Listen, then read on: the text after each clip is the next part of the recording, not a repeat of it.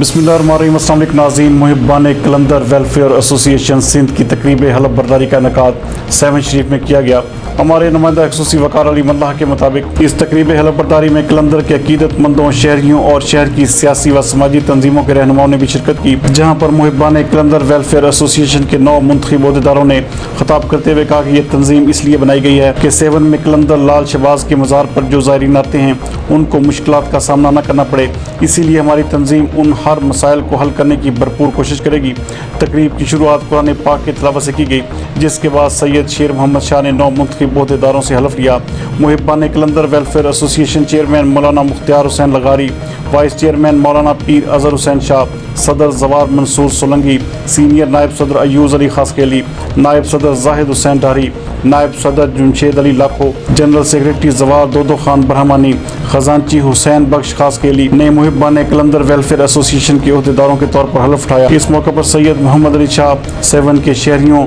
اور عاشقان کلندرز کی بھرپور تعداد نے بھی شرکت کی۔